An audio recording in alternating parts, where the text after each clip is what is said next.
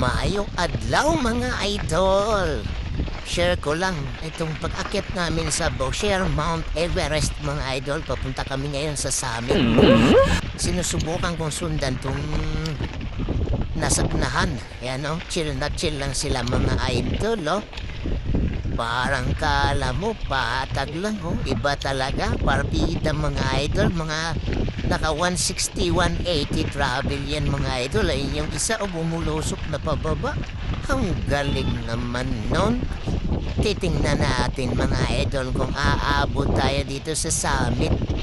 Ito na mga idol, ito na yung pinakamatarik. Woo!